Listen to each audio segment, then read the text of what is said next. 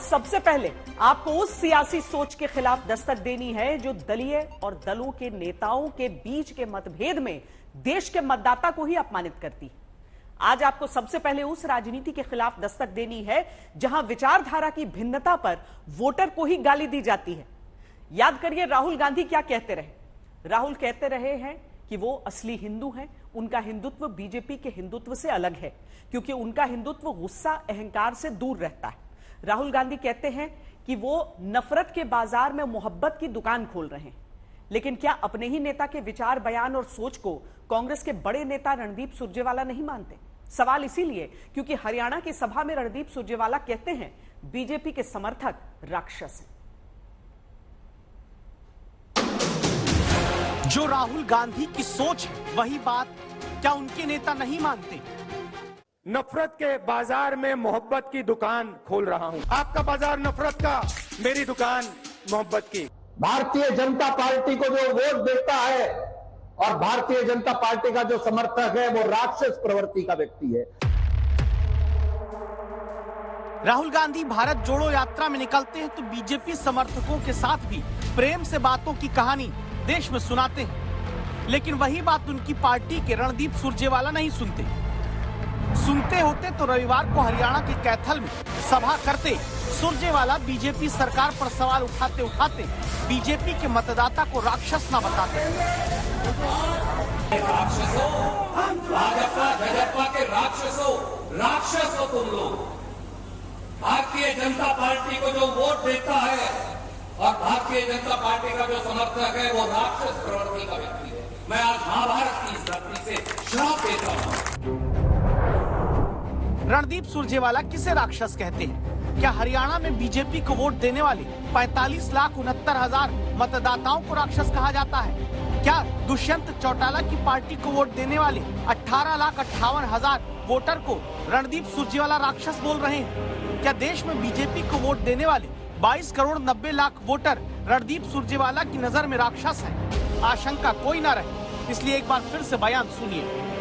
राक्षसों, भाजपा भाजपा के राक्षसों, राक्षस हो तुम लोग। भारतीय जनता पार्टी को जो वोट देता है और भारतीय जनता पार्टी का जो समर्थक है वो राक्षस प्रवृत्ति का व्यक्ति है। मैं आज महाभारत की इस धरती से श्राप देता हूं। तो क्या रणदीप सुरजेवाला ये कहना चाहते हैं कि जो कांग्रेस को वोट देगा वो देव होगा और जो बीजेपी को वोट देगा वो असुर? जो कांग्रेस को वोट देगा वो वरदान पाएगा और जो बीजेपी का वोटर होगा वो श्राप पाएगा? अरे राक्षसों, भाजपा जजप्पा के राक्षसों, राक्षस हो तुम लोग। हरियाणा में भी चुनाव 2024 में होना है। पिछली बार 8% वोट बढ़ने के बाद कांग्रेस इस बार के लिए उत्साहित। कर्नाटक में प्रभारी रहे रणदीप सुरजेवाला अब अपने राज्य में राक्षस और देव वाली सियासी थ्योरी बताने लगे तो बीजेपी ने चौतरफा घेर लिया। एक राक्षस प्रवृत्ति के परिवार में जन्मा ये व्यक्ति ही सोच सकता है कि इस प्रकार का अभद्र भाषा बोलना, ये मैं समझता हूँ असंसदीय भाषा है। निश्चित रूप से इसका हम संज्ञान लेंगे। कभी मोदी जी को बिच्छू कहते हैं, कभी नीच कहते हैं, कभी मौत का सौदागर कहते हैं। ये कांग्रेस की हार, हताशा और निराशा दिखाती है कि कैसे वो इस समस्या को देख रहे हैं आने वाले समय की। और मैं एक बात स्पष्ट कर दूं, खड़गे जी माफी मांगो नहीं तो देश आपको करारा जवाब देगा। सोनिया जी, राहुल जी, आप क्या मानते हैं? क्या आप सारी जनता को राक्षस मानते हैं? आप राक्षस भी कह रहे हैं और श्राप भी दे रहे हैं। आप जनता को भगवान नहीं मानते, स्वयं को भगवान मानते हैं और श्राप दे रहे हैं। क्या यही आपकी मोहब्बत की दुकान है? रणदीप सुरजेवाला जी, मुझे लगता है कि कर्नाटका के बाद ज्यादा ही रामायण का पाठ पढ़ रहे हैं। राक्षस जैसी प्रवृत्ति के लोग वोटर्स को बोलना, ये उनकी मानसिकता को दर्शाती है कि वो व्यक्ति अपना आपा खो चुका है। हम तो वोटर को भगवान मानते हैं। भारतीय जनता पार्टी का जो समर्थक है वो राक्षस प्रवृत्ति का व्यक्ति है। विवाद बढ़ा तो रणदीप सुरजेवाला ने सोशल मीडिया पर एक बिलांग लंबी पोस्ट लिख दी।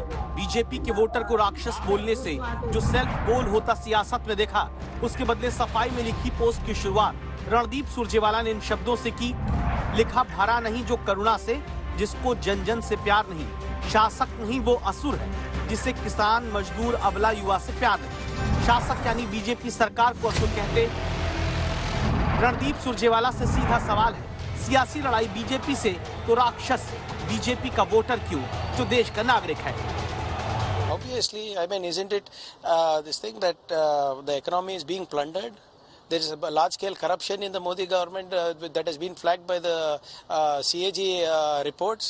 People have been pushed back into poverty. What is happening in Manipur? What's happening in Northeast? Obviously, this is not Ram Rajya. This is Ravan Rajya. ये सब भस्मासुर हैं।